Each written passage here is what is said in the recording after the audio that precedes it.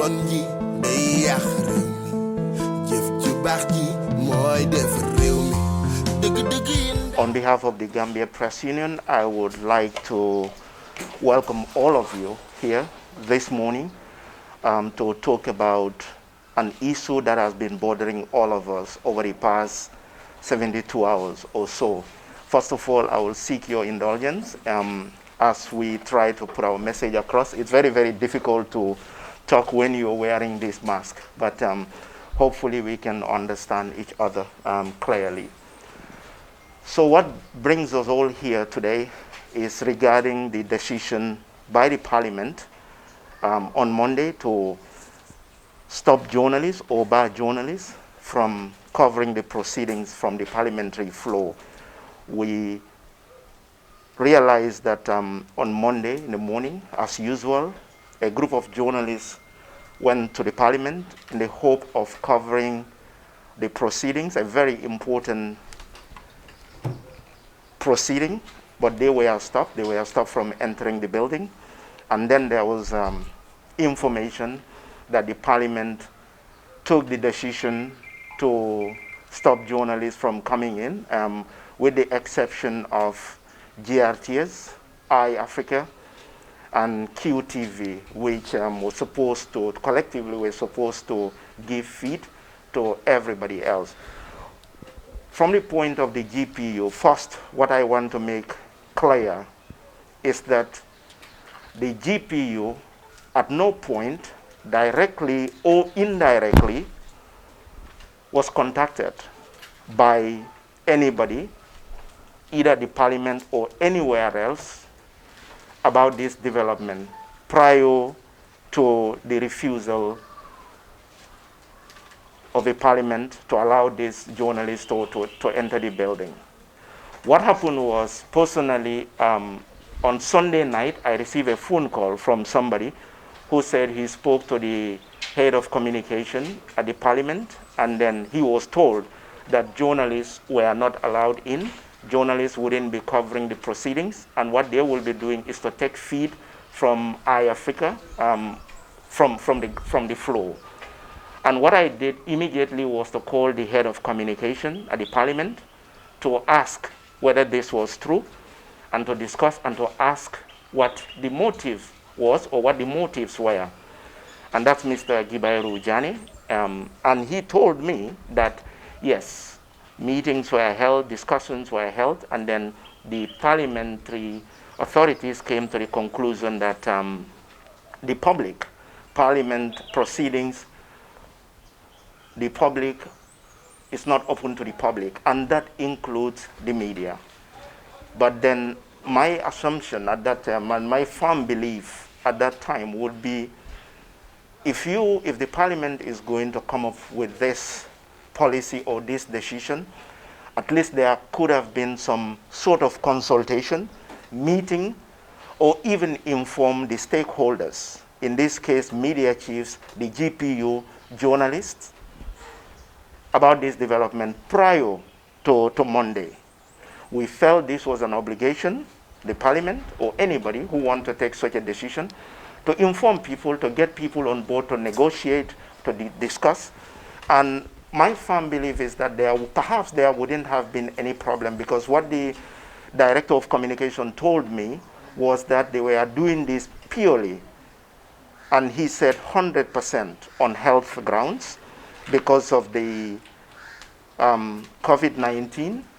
And he said even the sitting arrangements of parliamentarians on the floor has been changed to give room for broader social distancing, and they didn't want to congest the floor. And so we spoke for about half an hour. My position was that, and my firm belief, and the belief of the GPU, and the position of the GPU at the time, was that stopping journalists from covering anything, not just this country, but all over the world, in the name of safety, is the last resort anybody can do, anybody can take.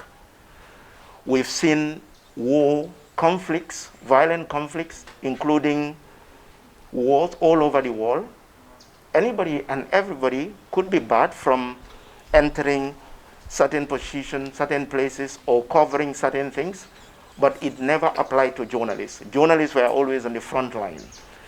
In this COVID-19, we've seen, for example, in Bergamo, in Italy, one of the epicenters of the deadly virus, in the hospitals where hundreds and thousands of people were dying week in and week out,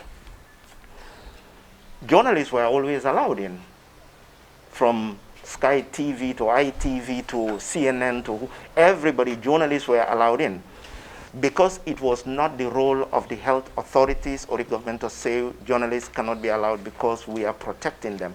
In this case, it is not the role of the National Assembly to protect journalists from getting infected, for example. But these are trying times. We understand the threats and challenges posed by COVID-19, and as a result of that, at the GPU level, because when this happened, the first thing that comes to your mind as a journalist and as a union leader is that, and for example, we've seen the sentiment from the public on the social media everywhere. This is an attack on press freedom. They want to gag the press and things like that. And obviously, this is natural. People will think that. And to allay those fears and to get confirmation that this was in no way meant to gag the press, I went to the parliament. On Monday, I met parliamentary authorities. I had lengthy discussion with the head of communication, Gibairu.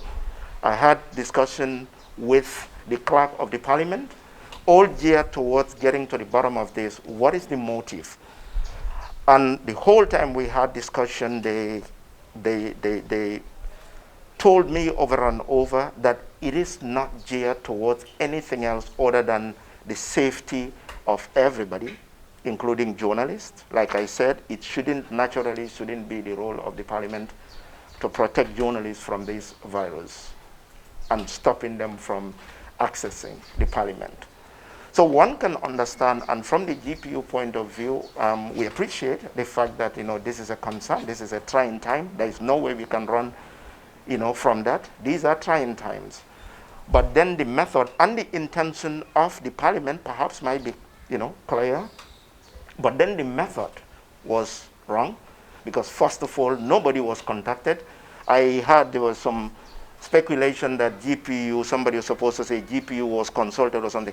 Nobody at the GPU was ever consulted by anybody, indirectly or directly by anybody.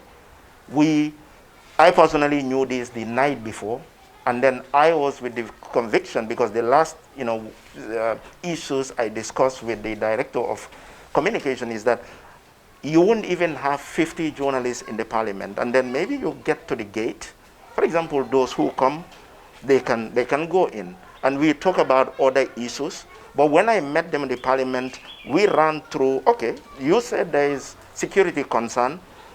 I mean, some parliamentarians themselves had, COVID-19, we've seen ministers. Journalists, I don't know any, apart from healthcare workers, I don't know any individual group whose members got affected by COVID-19 more than the media. In our records, at least 43 journalists had COVID-19. That's our record. And still you have a lot, or some journalists who had it. Either they didn't know they were sick, they didn't know they didn't go anywhere, or they confirmed but they didn't feel it was the right thing to inform the GPU or to inform anybody. So at least 43 in our record. So we know what this is like, and because we've been affected, we were infected. And the theories they run, or in terms of discussion, how do we solve this problem? They made some proposals, and what they ran first was the head of communication said to go to the gallery but upstairs. But then the problem with upstairs, which he himself realized, and he didn't want to go for that option, when you are there, it's as good as you are not in Banjul at all. You can't hear anything because there is no speaker, and that has not changed. Unless it happened yesterday, it hasn't changed on Monday when I was there, and I was not told yesterday that it has changed or it's changing. So when you are up there, you can't, if you are just a reporter, You can't film anything if you are a cameraman because everybody else will be underneath. You only film people's head. So there is no point.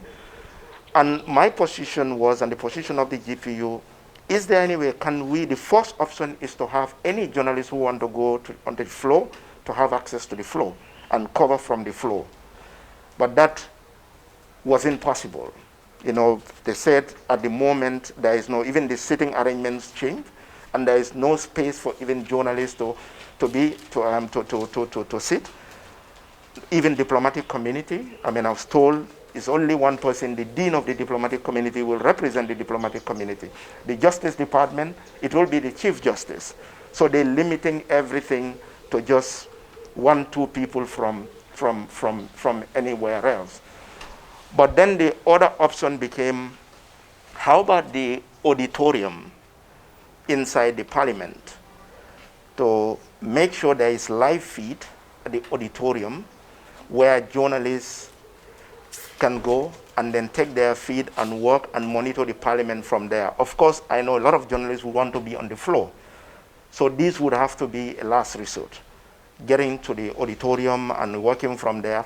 The difference between that and being at home and office is that you are still in the parliament building and you have the opportunity when people come out, like MPs, you interview them, you go and interview whoever you want to interview. But then the third option that and they wrote to us actually yesterday when they wrote the media advisory, we agreed that they were going to run the media advisory because we were adamant that journalists be allowed in, those who want to go in. But then we played with all these options, and they were going to do a media advisory where they will take decision. That is the head of communication, the clerk and others will take this decision and then write to us. But they didn't write to us, but then they forwarded the media advisory, which was very clear. There are points, again, explaining why they did what they had to do, and then things like that. But in between, before that letter came, I had a 15 minutes phone conversation with the speaker yesterday, and it was geared towards confirming fully that this is in no way a policy or a decision to gag the press, and see the whole 15 minutes or so. She gave assurance that this is a short-term thing and it's because of the concern of COVID-19, and it's in no way meant to gag the press or to attack press freedom or anything of that sort. But then when the media advisory came, as a lot of you will see the media advisory, still they explain everything. It's self-explanatory, but the decision there is that now the auditorium will be available for any journalists who want to cover the proceedings, especially as we all know on Thursday when there will be the State of the Nation address, which is crucial and which all of us are interested in covering. So what the advisory say is that the auditorium is now available for any journalist. Before that was not there on Monday when they stopped the journalist. The auditorium is available for any journalist who want to cover from the parliament to use the auditorium. And they also made mention of iAfrica for television crew, iAfrica giving feeds to people, like feeds that with no letterheads, no brand, just rough feed to journalists, camera crew, or where iAfrica is to have opportunity for camera crew to join iAfrica, for example, in their van, OPE van, and then to cover from there. But still, the possibility of going to the floor and covering from the floor, that was ruled out. We responded to this letter yesterday. I spoke to the head of communication to say, we appreciate the fact that this is explained now. You've written to explain this, and there is also, as far as you are concerned, you compromise something, but still we are not satisfied. And what we propose in the letter is that what about now we look for another option, a fresh option. How about at least journalists, cameramen and women to go to the floor and film from there. Then reporters, if no way that they can go in, reporters can use the auditorium. But then the camera crew to go in there instead of just iAfrica and others, for the camera crew to be there. And we are expecting a response. The phone conversation I had with them, with the head of communication, it's very unlikely that this will be accepted. This, to them, it's not doable, it's not possible. So this is our position. This is the letter we wrote to them to ask that, okay, you appreciate all this, but can we now go for another option? And the option which perhaps there can be compromise. But then at least any camera crew from any media, recognized media, can go in and film, you know, and then their reporters can at least be at the auditorium, then they can monitor from the auditorium. This shouldn't be. But then the concern is what on the phone conversation, what the director of communication ran is, if we're going to do that, it can be all of them. Who are we going to let in and who are we going to stop in terms of, I have to make that clear. It is, GPU will never be part of anything that will say or legitimize any process that will say some journalists can go in and others not. GPU will never, ever be part of this, directly or indirectly. This, if it comes from the individual media houses and they want to accept this, that okay, they discuss among themselves, that's fine. But GPU will not be part of any process that will say 3 media or 10 media, or okay, give opportunity to 5 crew to go in, others can wait. No, because this will be discrimination. This will be a problem. This will be problematic, and this is not, we cannot justify this.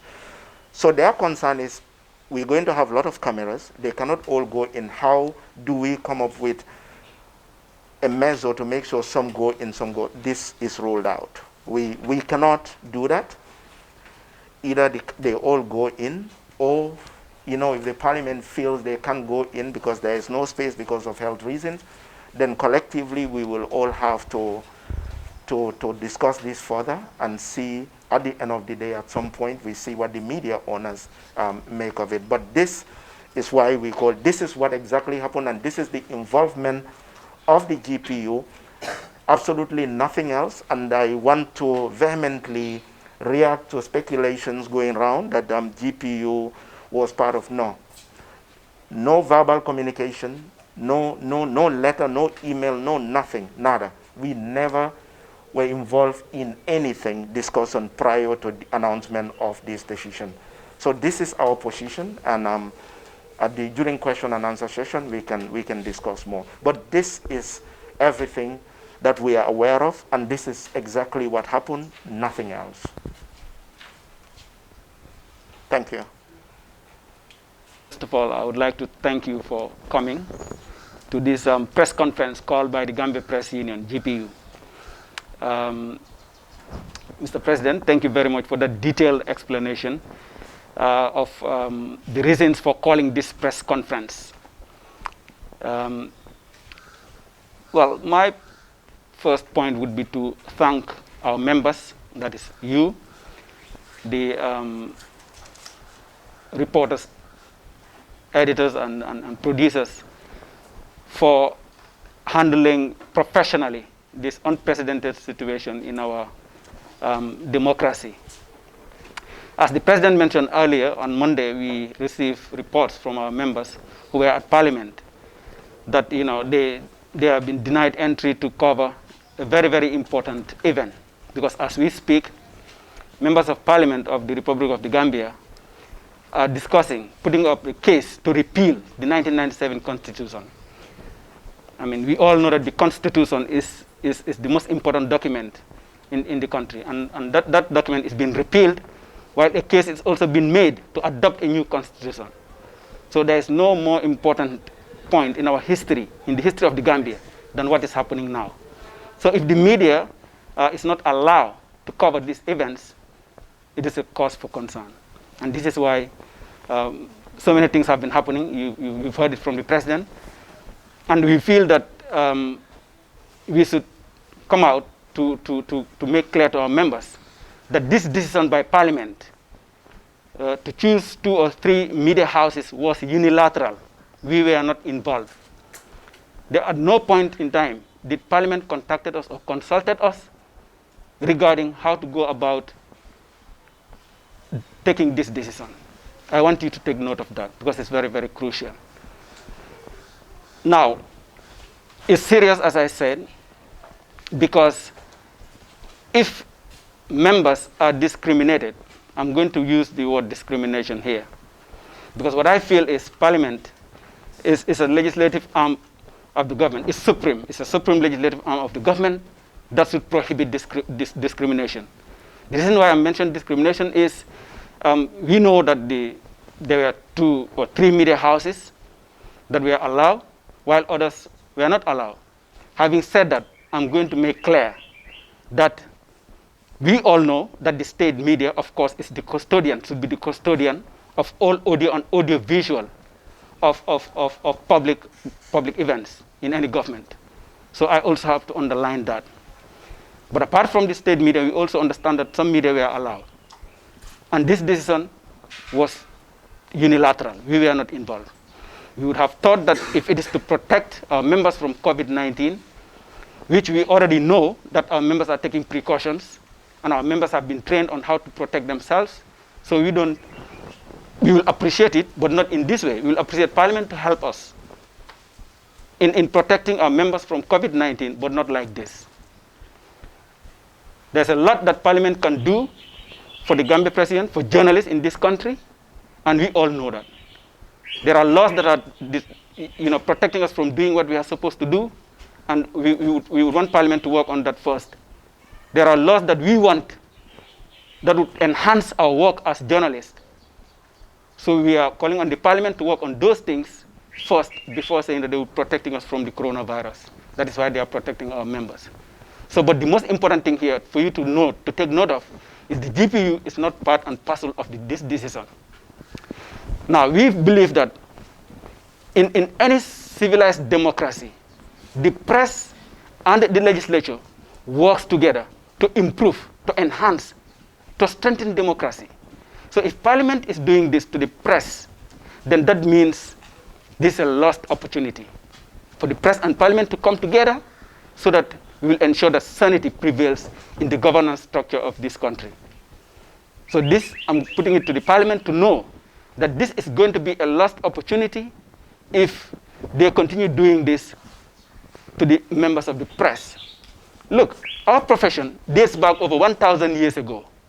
So journalism is not a profession that other professionals from other areas can dictate us or tell us how to do it or what to do it or when to do it. This has to be clear to everyone. We have our own way of doing our profession. So let our partners and stakeholders allow us to do it. We are not saying that they shouldn't take decisions because it's their area of expertise, but let them involve us so that we can also give them a structured way of how to deal or how to involve the press in anything.